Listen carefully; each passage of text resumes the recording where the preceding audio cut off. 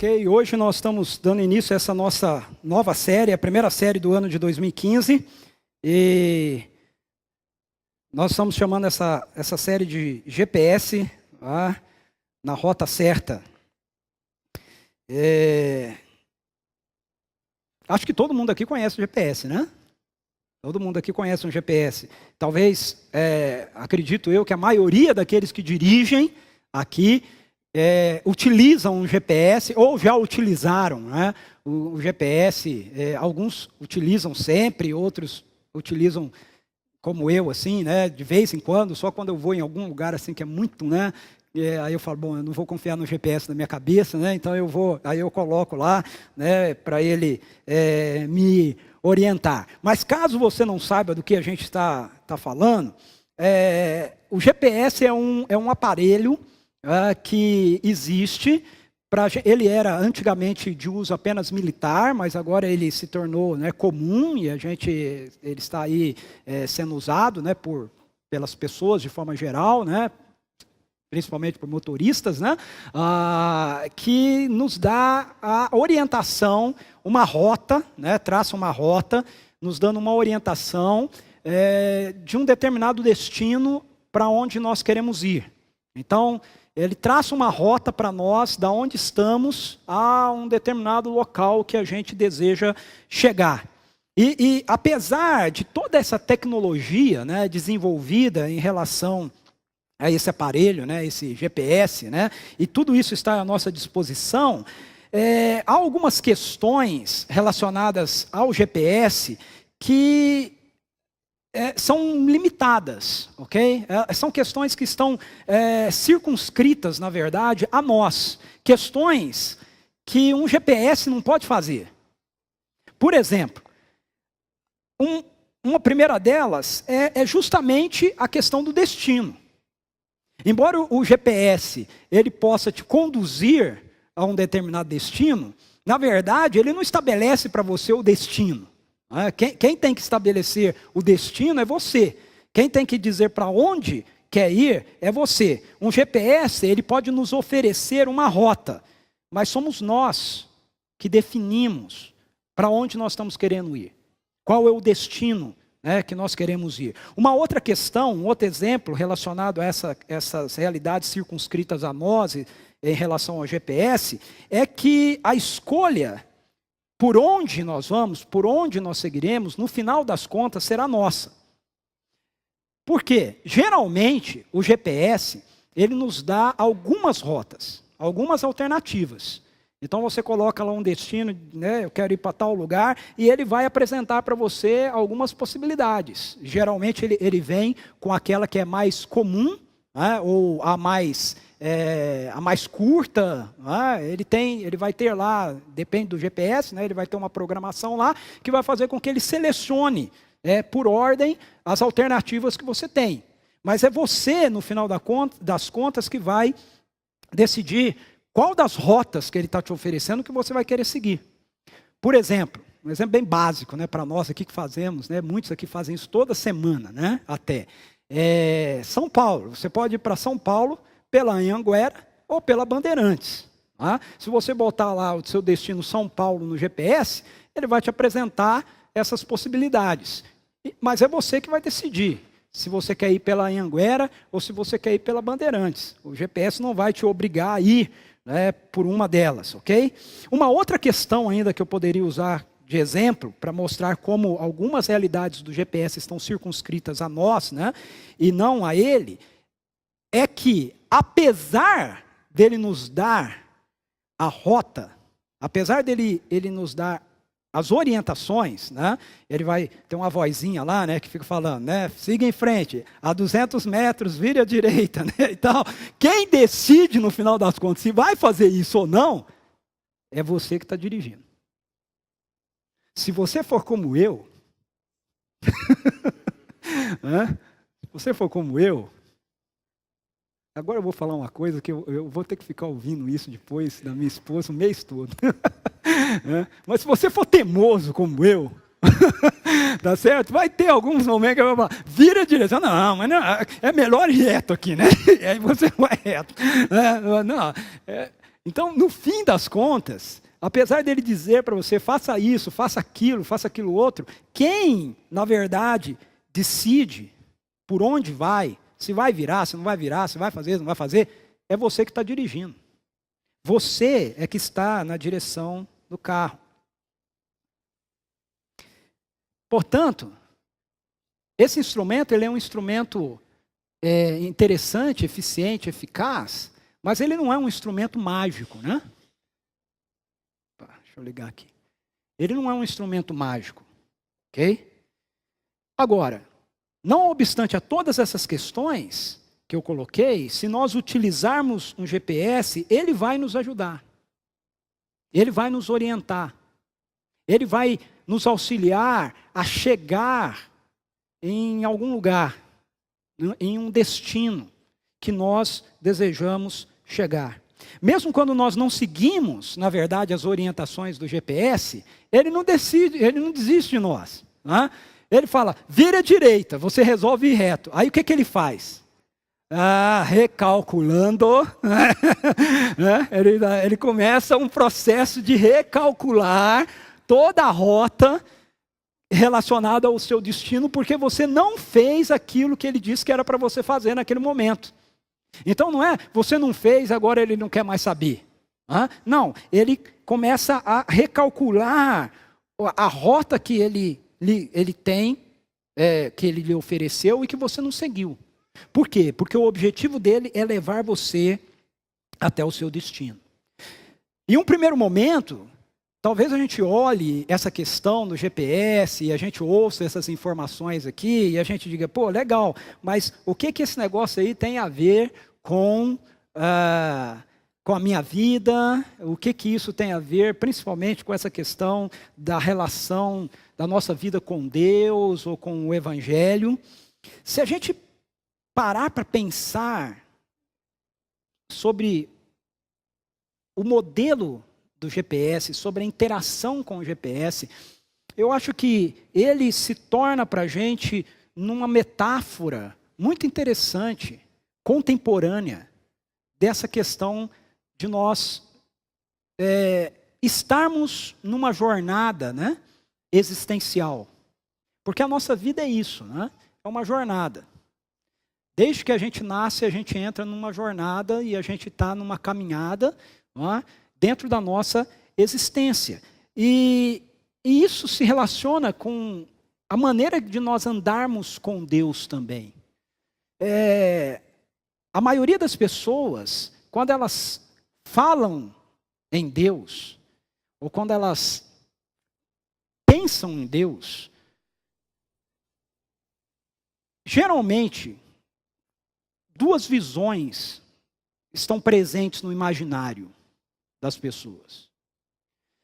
Uma visão está num extremo e outra visão está num outro extremo. Pessoas muitas vezes falam de Deus e quando elas pensam em Deus ou elas usam essa ideia de Deus, no imaginário delas o que existe é a ideia de que há alguém, há um ser, né, que criou o mundo, há alguém poderoso, né, alguém aí chamado Deus. E ele está em algum lugar. Ele está em algum lugar. Mas ele tem tanta coisa importante para fazer. Ele tem a crise lá do Oriente Médio. Né? Ele tem os problemas lá de Brasília. Né? Ele tem tantas coisas importantes e mais urgentes para fazer do que olhar para a minha vida e para o que eu tenho que fazer hoje. Para as escolhas que eu tenho que fazer hoje. Para as decisões que eu tenho que tomar, né, no meu dia, hoje. Então muitas pessoas têm essa imagem de Deus, de alguém que é real, existe, ele é poderoso, mas ele está longe, ele está distante, ele não está envolvido com a sua vida. E se você estiver vivendo a sua vida, sendo uma boa pessoa, fazendo as coisas certas, para ele então está tudo tranquilo. Só se você fizer um negócio muito, mas muito grave mesmo, então ele vai vir dar um puxão de orelha em você. Se não, está tudo ok. Ou quando você está numa complicação assim muito grande, e aí você busca ele, aí então ele pode vir ao seu encontro e tentar resolver alguma questão que você apresente para ele. No outro extremo do imaginário das pessoas, quando a gente usa esse termo Deus, já está aquela figura, aquela ideia de um Deus que ele é uma espécie de supervisor, né, intergaláctico, assim, das coisas que acontecem na nossa vida. Né? Ele está o tempo todo nos olhando e o tempo todo nos vigiando para ver se a gente faz as coisas do jeito que ele quer. É a figura de um Deus que ele vai te obrigar a andar do jeito que ele quer que você ande. Ele vai te obrigar a pegar a estrada que ele quer que você pegue. A ideia de um Deus que ele não te dá nenhum tipo de autonomia. Se você não fizer as coisas exatamente do jeito que ele quer, então você vai se haver com ele. É a figura de um Deus autoritário, que toma o destino da nossa vida nas suas mãos e que nos obriga a fazer exatamente aquilo que ele quer que façamos. E se a gente não quiser fazer, ele vai nos empurrar para que a gente ande nesse caminho. É a visão de um Deus determinista, que, na verdade, tem muito mais a ver com um Deus, a figura de um Deus, por exemplo, apresentada pelo conceito islâmico, do que pelo conceito bíblico de Deus. Okay? Quando a gente lê a Bíblia, não é essa figura de Deus que a gente encontra na Bíblia. Mas muitas pessoas veem Deus, imaginam Deus assim, como um Deus determinista, como um Deus que estabelece cada ponto do nosso percurso e diz que nós temos que andar por Ele. E faz com que todas as coisas andem dentro daquilo que Ele quer. Eu ouvi por muitas vezes, e confesso até que eu usei, por muitas vezes esse exemplo, a ideia de um Deus que a gente diz assim, Ele não quer simplesmente, se você imaginar a sua vida como um carro, né? Ele não quer andar no banco de carona. Ele quer estar no volante, na direção. Várias vezes eu usei esse exemplo para Deus, que Deus quer estar no volante da sua vida, mas quando a gente pega a Bíblia, a gente começa a ler a Bíblia, a gente percebe que Deus ele quer estar na nossa vida, mas Ele não vai no volante da nossa vida. Ao contrário, Ele vai no banco mesmo de carona. Não é? E se a gente usasse essa imagem do GPS, ele seria mais ou menos, guardando todas as devidas proporções, uma figura assim, de alguém dizendo para a gente, vire aqui, vire ali, vá assim, vá colar, mas você, não, eu não quero virar, eu vou reto. E ele não pega na direção da sua vida e vira a direção da sua vida na marra. Então a imagem de um GPS, obviamente com as limitações que ela nos dá, para mim hoje expressa uma metáfora bem contemporânea desse negócio de nós andarmos com Deus. A presença de Deus, através da sua palavra escrita, através do seu Espírito que habita em nós, na minha opinião, é muito mais parecida com essa imagem que nós temos de um GPS dizendo para a gente, a rota é essa aqui, siga esse caminho, siga aqui, vire ali, vire acolá. Mas se você não segue, ele não vai ter essa interferência na sua vida. Mas ele não vai desistir da rota. Ele vai dizer, recalculando. A Bíblia diz que nós seguimos pela estrada da nossa vida existencial sem rumo. Todo ser humano nasce, e se a gente usar essa imagem, né, essa metáfora de uma jornada ou de uma viagem, né, nasce e começa uma viagem, começa uma jornada sem saber, sem rumo, sem saber a direção que está tomando. Mas a Bíblia nos diz que essa direção é uma direção de destruição. E a própria Bíblia nos diz que o Evangelho nos oferece, então, um retorno, uma alternativa para essa direção. Um destino diferente que nós podemos começar a seguir. Então eu queria te perguntar, qual é a rota da sua existência? Por qual caminho nós temos trilhado a nossa vida. Veja o que Jesus nos diz em Mateus 7, 13 a 14. Ele diz assim: entrem pela porta estreita, pois larga é a porta e amplo o caminho que leva à perdição, e são muitos os que entram por ela. Como é estreita a porta e apertado o caminho que leva à vida, poucos são os que a encontram. Não é interessante isso? Eu quero compartilhar 2 lições preciosas para a nossa jornada, baseadas nisso que Jesus nos diz aqui, nessa porção da palavra de Deus. A primeira lição é que há sempre 2 rotas. Há sempre 2 rotas. Ao longo da nossa história, nós somos introduzidos a esse conceito bem cedo. Veja, todo ser humano sabe disso. Todo ser humano sabe que há 2 rotas. Todo ser humano é introduzido bem cedo na vida ao conceito de bem e ao conceito de mal. Não existe uma única cultura no mundo em que esses 2 conceitos não existam. Toda cultura, em toda época, tem esses 2 conceitos: bem e mal. 2 rotas, 2 caminhos. Aí a questão que nós precisamos nos perguntar é: por quê? Por que toda cultura tem esse conceito? Veja, quando crianças nós somos introduzidos nisso com as histórias. Toda história de criança tem a bruxa, a bruxa má, né? Ou o vilão, e tem o príncipe, tem aquele que vai, o herói que vai socorrer. Toda história de criança tem um confronto do bem contra o mal.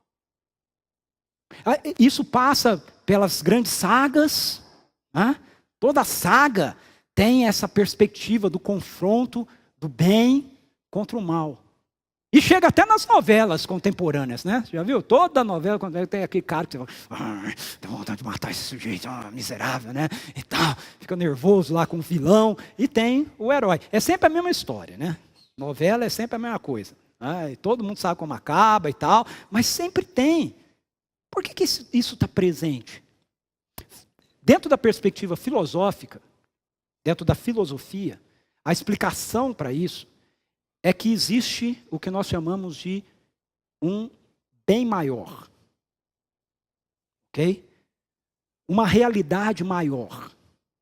Uma perspectiva que transcende qualquer cultura, qualquer época, qualquer realidade, qualquer contexto, qualquer geração. Nós chamamos isso de lei maior. Ok? Então há uma lei maior que está presente para todos, em todo lugar. Na perspectiva bíblica, nós somos informados de que essa lei maior existe porque há um legislador. Alguém... E veja, se a gente pensar filosoficamente, a gente vai chegar a essa conclusão. Se existe uma lei maior, quem que fez essa lei maior? Quem a produziu? Tem que ter alguém que produziu essa lei maior. E que está presente em nós. Na nossa consciência. Lá nas Escrituras, no Antigo Testamento, nós vemos, por exemplo, isso sendo dito para a gente no Salmo 1, nos versículos 1 e 2, quando o salmista diz assim: como é feliz aquele que não segue o conselho dos ímpios, não imita a conduta dos pecadores, nem se assenta na roda dos zombadores, ao contrário, sua satisfação está na lei do Senhor, e nesta lei medita de dia e de noite. Veja, esse texto nos mostra que existe uma lei maior e que nós estamos do lado do mal quando nós nos desviamos daquilo que nos foi indicado, nos foi apresentado, como sendo o bem. Se há bem e mal, então precisa haver alguém que definiu aquilo que é o bem. E que, consequentemente, gera o mal quando você não observa o que lhe é apresentado como bem. E é exatamente isso que o Salmo 1 está nos dizendo. E quando nós voltamos a nossa atenção para o texto lá de Mateus, Jesus diz que existe a possibilidade de nós tomarmos ao longo da nossa vida, ao longo da nossa existência, dois caminhos distintos. Porque o texto de Mateus, se você abrir a sua Bíblia lá, em Mateus 7, no texto que foi projetado aí, você vai ver que Jesus, veja como Jesus não é esse Deus que é manipulativo, né? Ou determinista. Porque Jesus representa quem Deus é, ok? Na perspectiva daquilo que a Bíblia nos apresenta. Jesus diz assim, entrem. Quando ele diz entrem, ele está dizendo que ele não vai botar você para dentro na marra. Entrem pela porta estreita. Você tem a opção de entrar pela porta larga. E Jesus está te dando uma orientação. Entrem pela estreita. Você tem a opção de andar num caminho largo, mas Jesus está dizendo para você, ande pelo caminho estreito. Há dois destinos. Há dois caminhos, um largo e outro estreito. O primeiro, de acordo com aquilo que o texto nos diz, é um caminho fácil de ser transitado. Por quê? Porque na maioria das vezes, transitar por esse caminho largo faz com que você esteja com a sua vida alinhada e adequada àquilo que os valores do presente século nos apresentam e nos oferecem. Você não precisa ter muito esforço para pensar a respeito de como você deve agir, o que você deve falar, como você deve se comportar, as opções que você deve fazer. Não. Você segue o fluxo. Não é aquela história, todo mundo faz. Então, se todo mundo faz, eu também faço. Aí é fácil. Mas Jesus nos fala a respeito de um outro caminho. Esse segundo caminho, ele diz que é um caminho estreito. E é um caminho difícil a ser seguido.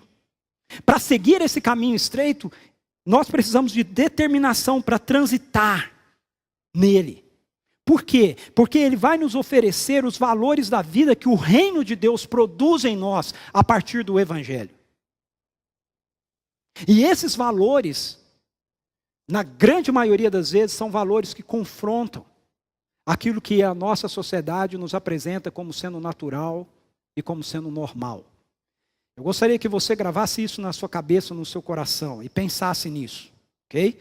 O fato da nossa sociedade dizer que algo é natural e normal, não significa que seja correto. Ok? É uma reflexão filosófica, hoje eu estou bastante filósofo. Ok? O fato da nossa sociedade dizer que algo é comum, é normal, não significa que isso seja certo, que isso seja correto. Dentro da perspectiva daquilo que as Escrituras nos apresentam, daquilo que Deus nos mostra como projeto para a nossa vida. Então, Deus, através da sua palavra, Ele aponta para nós os caminhos. E Ele diz qual caminho nós devemos escolher. Ele não diz para a gente, ó, existe um caminho estreito. Há um caminho largo e há um caminho estreito. Escolha seguir pelo caminho estreito. Há duas possibilidades, duas estradas. Escolha andar por essa aqui.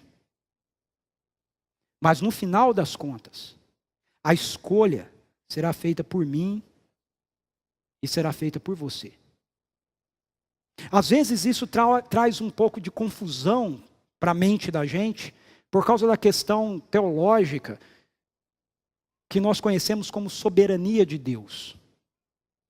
Se Deus é soberano, então as coisas vão ser feitas do jeito que Ele quer. não é? Mas a questão é que a mesma Bíblia que diz que Deus é soberano, diz que o homem é responsável. Então, nós temos aqui dois conceitos, dois valores teológicos que andam em paralelo. A soberania de Deus e a responsabilidade humana. A soberania de Deus não exime a responsabilidade humana. Porque senão seria muito fácil para a gente. Bom, eu fiz isso porque Deus quis que eu fizesse. Ele é soberano. Eu matei porque Deus, no final das contas, queria que eu matasse. Mas veja, não é essa perspectiva que Deus nos dá das Escrituras. Na verdade, a soberania de Deus, ela envolve, ela dá espaço para a responsabilidade humana. Justamente porque Deus é soberano, na sua soberania, Ele estabeleceu que eu e você somos responsáveis por escolhas que nós devemos fazer diante daquilo que Ele nos apresenta. Então isso implica que a nossa rota em relação à eternidade está presente nesse texto quando Jesus fala para a gente escolher o caminho estreito, né? Mas a gente deve se lembrar que essa rota começa a ser trilhada aqui e agora. É o que nós chamamos de discipulado. Quando eu já vi muitas pessoas trabalhando esse texto e dizendo sobre o caminho estreito ser o caminho da salvação e o caminho largo ser o caminho da perdição, pensando apenas na questão de eternidade, mas veja, pelo contexto do que Jesus está nos ensinando dentro do Sermão do Monte, ele não está falando para a gente a respeito tão somente do céu ou do inferno. Ele está falando para a gente a respeito daquilo que nós vamos viver aqui. Deixe-me te dar alguns exemplos disso. Você e eu, todos os dias, podemos escolher seguir pelo caminho largo do egoísmo, ou pelo caminho estreito do altruísmo. É muito mais fácil ser egoísta do que ser altruísta. Ou não é? É muito mais fácil. Todos os dias, nós devemos escolher se vamos andar pelo caminho largo do rancor, ou pelo caminho estreito da satisfação. Todos os dias nós temos que escolher se nós vamos andar pelo caminho largo da vingança ou pelo caminho estreito do perdão. Não temos que fazer isso? Todos os dias. Nos nossos relacionamentos, no nosso casamento, no nosso trabalho, na própria relação com a igreja. Todos os dias nós temos que fazer isso. Deixa-me te dar mais alguns exemplos. Todos os dias nós temos que decidir se nós vamos andar pelo caminho largo do ódio ou pelo caminho estreito do amor. É muito mais fácil odiar do que amar. Muito mais. Isso é o que todo mundo faz. Todos os dias nós temos que decidir se nós vamos andar pelo caminho largo da violência ou pelo caminho estreito da paz.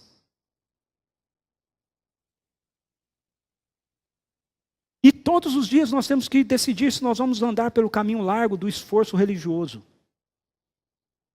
Tentar ser melhor. Tentar agradar mais a Deus. Tentar ver se a gente ora mais e lê mais a Bíblia, isso favorece a gente mais diante de Deus, ou se nós vamos escolher o caminho estreito da fé no Evangelho. De crer que aquilo que Deus fez por nós em Cristo Jesus foi definitivo naquela cruz. Não foi algo feito para depois ser completado por mim e por você. Foi algo feito definitivamente. Suficiente para nos reconciliar com Deus e fazer com que Deus se relacione conosco agora de uma maneira diferente daquela que Ele se relacionava antes. Bom, eu acho que já deu para entendermos aqui. Há sempre duas rotas. Qual é que nós vamos tomar ao longo da nossa jornada existencial, ao longo dos nossos dias? Nas nossas relações, no nosso casamento, no nosso trabalho, na nossa vida, criando nossos filhos, na nossa vida comunitária. Você sempre tem duas estradas. E Deus vai dizer para você, escolha a estreita. Mas no final das contas, é você quem vai definir em qual delas você vai andar. Uma segunda lição que eu quero levantar para a gente nesse texto de Jesus é que há destinos diferentes para rotas diferentes. Há destinos diferentes para rotas diferentes. Novamente, tomando a ilustração da viagem, nós não podemos pegar a Anhanguera, por exemplo, sentido norte, e esperar chegar em São Paulo. Se você pegar sentido norte, você vai para Minas, meu amigo. Vai para Uberaba. Ok? Você vai cruzar, sair do estado de São Paulo e ir para Minas. Então não há como. Nós precisamos nos dar conta dessa realidade. Você não pode pegar o caminho para Curitiba e esperar chegar em Belo Horizonte. Caminhos diferentes nos levam para destinos diferentes. Isso pode ser para nós muito óbvio quando a gente pensa na questão de viajarmos, mas nem sempre é tão óbvio assim quando a gente pensa na questão da nossa existência, da nossa jornada existencial. É impressionante, mas eu conheço, e eu tenho certeza que você conhece também, e às vezes ele está diante de nós no espelho de manhã, quando nós acordamos para escovar os dentes. Pessoas que fazem as piores escolhas para suas vidas e esperam obter resultados bons. Não é verdade? Fazem escolhas, desculpa aqui a expressão, mas escolhas tolas. E esperam resultados positivos no futuro. Isso não tem nenhuma lógica. Deixa-me dar alguns exemplos para você. Pessoas que entram em relacionamentos que são claramente problemáticos com a esperança de que eles vão ter um casamento feliz. A relação é problemática. A pessoa é problemática. O outro é problemático. Tudo é problemático. E aí quer casar e quer ser feliz. Mas como vai ser feliz? Não vai ser feliz. Você tem que resolver esse negócio antes. Mas eu conheço um monte de gente que você vê que está numa relação e está entrando num relacionamento e fala, cara, esse negócio não vai dar certo. Não é por aí. Mas a pessoa insiste com aquilo. E quer ser feliz. Pessoas que têm um estilo de vida completamente desregrado. Come mal, dorme mal, usa droga, se embriaga, fuma. Não pratica nenhum tipo de atividade física, mas esperam ter boa saúde. Mas como isso é possível? Não tem lógica nenhuma nisso. Mas a pessoa espera ter boa saúde. Aí pega uma exceção que aparece no Fantástico. Né? Do sujeito que estava com 100 anos de idade, né? E sempre picou lá o fuminho dele e tudo mais. E quer usar aquela exceção como regra. Pô, cai na real, meu. É exceção. Exceção. Sabe o que é exceção? Exceção significa que muito provavelmente você não vai estar nela. Outro exemplo. Pessoas que se envolvem em sociedades com gente enrolada e esperam ser bem-sucedidas nos negócios. Eu vi gente assim, como pastor, vira e mexe, eu converso com pessoas e quando eu falo, ai, não vai dar certo esse negócio. Né? Você já procurou, né, o conselho de um contador, de um advogado, né? Mas o sujeito, mas cara, todo mundo sabe que o sujeito é complicado, né? Mas não, é boa pessoa. É boa pessoa, mas é enrolada. Ok? Nada contra o sujeito ser boa pessoa. Mas ele é enrolado. E as pessoas acham que com eles vai ser diferente. Um outro exemplo. Pais que não ensinam seus filhos desde pequenos a importância do conceito de obediência, responsabilidade, submissão, compromisso.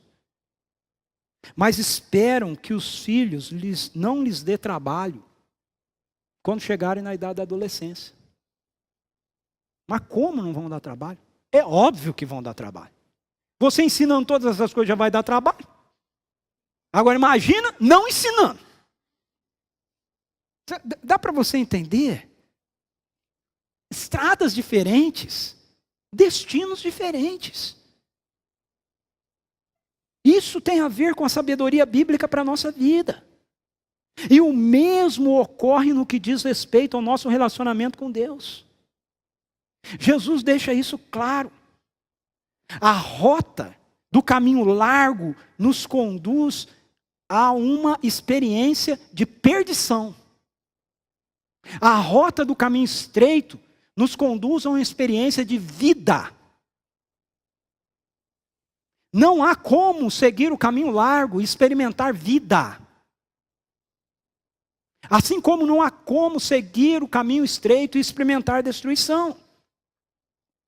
Uma das grandes demandas, ou uma das grandes questões polêmicas que existe com relação ao Evangelho, é justamente essa, dentro do nosso conceito contemporâneo, que procura nos convencer de que nós precisamos respeitar as pessoas no que diz respeito às suas opções em relação à religião, a Deus e tudo mais.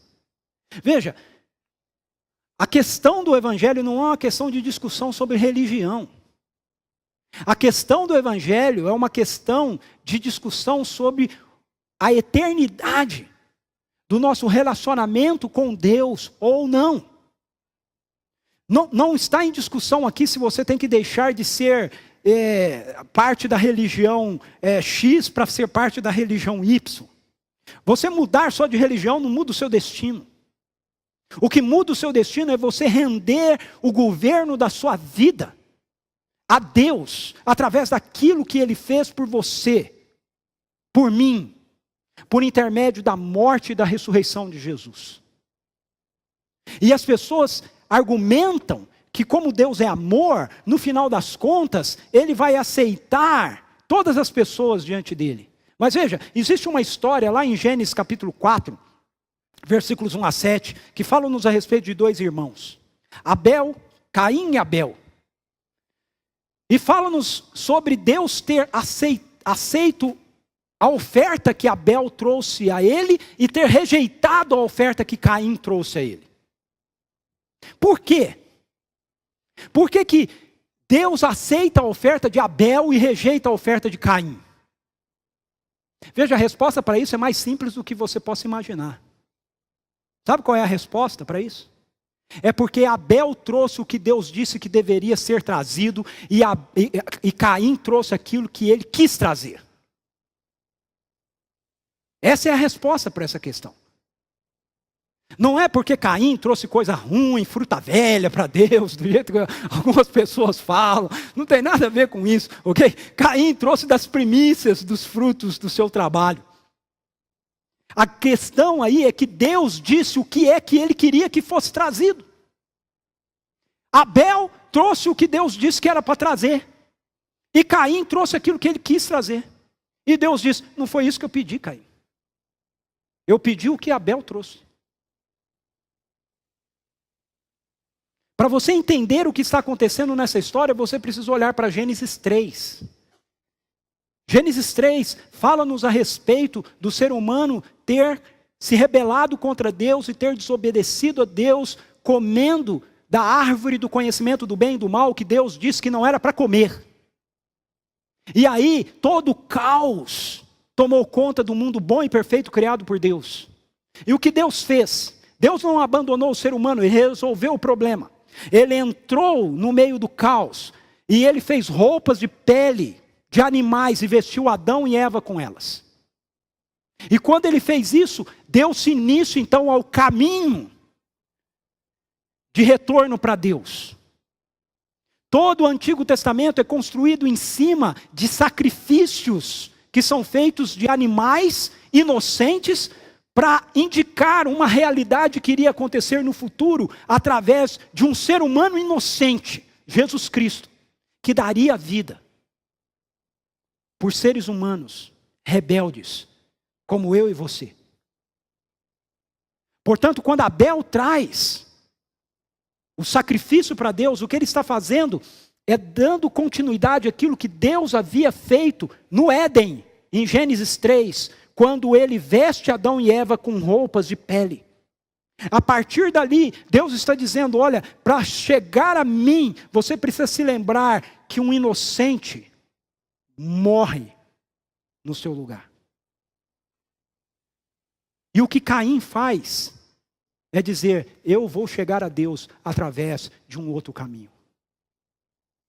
E Deus o rejeita. Não porque as coisas que Caim trouxe não fossem boas, não porque não foi fruto do esforço de Caim, mas porque não era aquilo que Deus havia determinado. Não era o caminho estreito. E essa é a mesma realidade presente ao longo de todas as Escrituras. O caminho que Deus estabeleceu, o caminho que Deus traçou para nos trazer de volta a Ele, é aquilo que Ele fez por nós em Cristo Jesus. Há muitos textos bíblicos que mostram isso para a gente. Eu quero ler esse texto de Romanos 3, 21 a 26.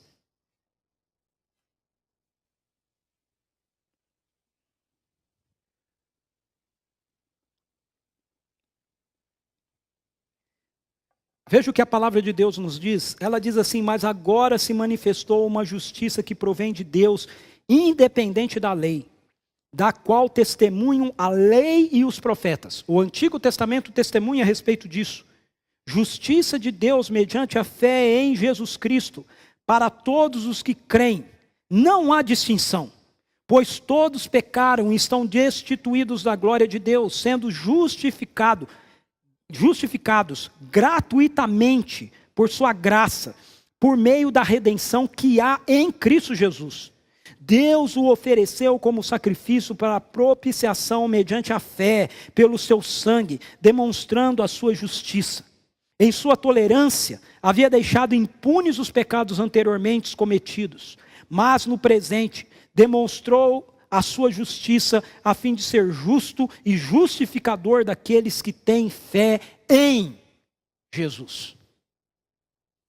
Veja, por mais que isso possa ser polêmico dentro da nossa geração, é aquilo que as Escrituras nos dizem.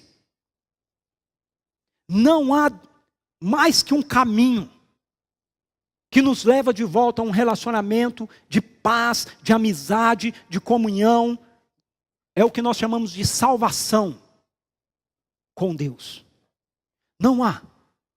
E por causa disso, eu posso respeitar uma pessoa no que diz ao fato, no que concerne ao fato dela ter a religião dela, mas eu não posso deixar de compartilhar com ela que a religião dela, assim como a minha religião, que é o cristianismo, não vai me levar de volta a Deus. O que vai nos conduzir de volta a Deus é nós nos submetermos àquilo que Ele fez por nós em Cristo Jesus. Nós podemos nascer e morrer cristãos sem nunca termos nos reconciliado com Deus. Porque não é uma igreja, não é um nome, não é uma teologia que nos reconcilia com Deus. É a fé, a confiança no caminho que Deus estabeleceu para nós através de Cristo Jesus. É isso que eu e você precisamos fazer. Seguir o caminho da religião, seja ela qual for, incluindo o cristianismo. No sentido de achar que através da religião, do nosso esforço, nós vamos ser aceitos por Deus, é tomar uma rota que vai nos distanciar cada vez mais de Deus. A rota que o GPS de Deus nos oferece é o Evangelho. E se eu e você não seguimos por ele, enquanto nós estivermos aqui, ele vai continuar dizendo, recalculando. Jesus afirma que são poucas as pessoas que encontram a rota certa. Mas essa rota certa, ela é apresentada a todos os dias. Se ela é apresentada a todos os dias, por que poucos a encontram? A resposta para isso é porque a maioria ignora a direção do GPS. Nós precisamos reconhecer que desejamos seguir nossos próprios anseios. Nós preferimos ouvir o ponto de vista da sociedade enferma e desestabilizada. Nós achamos melhor seguir o fluxo. Mas mediante a sua graça, Deus não desiste de mim e de você. Todos os dias, Ele continua insistindo com nós, através da sua palavra e do seu Espírito, recalculando. E Ele faz isso no que diz respeito à nossa vida com Ele, mas Ele faz isso também no que diz respeito à nossa vida, uns com os outros. Todos os dias, enquanto nós estivermos vivos nesse mundo, Deus vai continuar nos oferecendo a oportunidade de mudar a rota, de nos desviarmos do caminho largo, de tomarmos o caminho estreito. Então, que tal se hoje você desse ouvidos ao GPS de Deus aí e tomasse a decisão de recalcular a rota da sua vida? Talvez você não precise recalcular a rota da sua vida com Deus. Você já tenha tomado essa decisão e você já esteja certo de que Jesus Cristo é o único caminho que pode te reconciliar com Deus. Mas se isso já foi feito, que tal então você começar a experimentar, a recalcular a rota dos seus relacionamentos? A rota no seu casamento, na criação dos seus filhos, na maneira que você tem sido profissional, na maneira em como nós temos sido discípulos de Jesus, povo de Deus, hoje. Porque o Evangelho não é apenas para quem está lá fora. É também para aqueles que fazem parte do povo de Deus, mas não estão sendo o povo de Deus do jeito que Deus quer que nós sejamos o povo de Deus. Essa mesa é uma mesa que continua dizendo para mim e para você que Deus nos convida diariamente a recalcular nossa rota. Vamos orar? Diga para Ele, Deus, recalculando.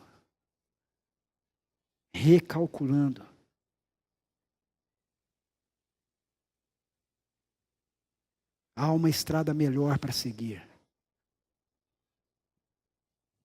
Recalculando.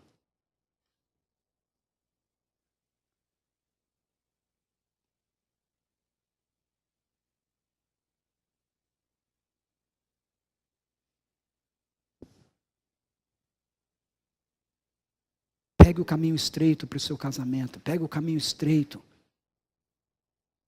para a sua vida familiar. Pegue o caminho estreito para os seus relacionamentos.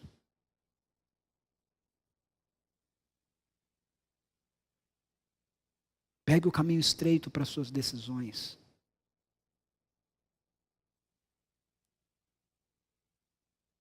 É um caminho que exige mais determinação.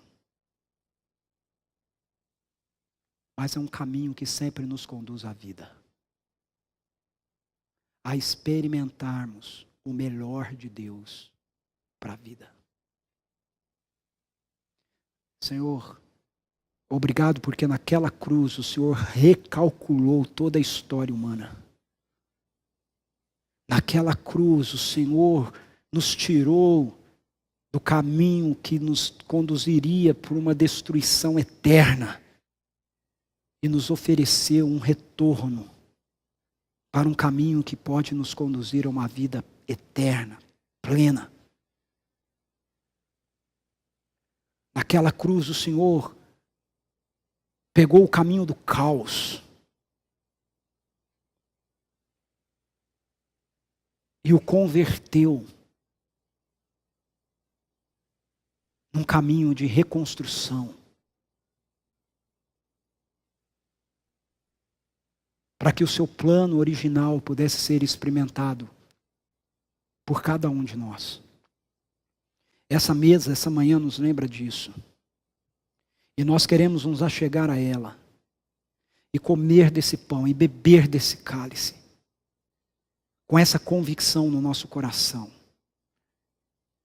de que ainda que a gente passe reto por uma orientação que a tua palavra e o teu Espírito possa estar nos dando, o Senhor não vai sair do carro da nossa vida, o Senhor não vai nos abandonar, o Senhor vai dizer recalculando e vai nos reconduzir à rota certa. Porque a tua palavra nos diz que o Senhor é um Deus bom, que quer o nosso bem. E nós cremos nisso. Em nome de Jesus. Amém. Amém.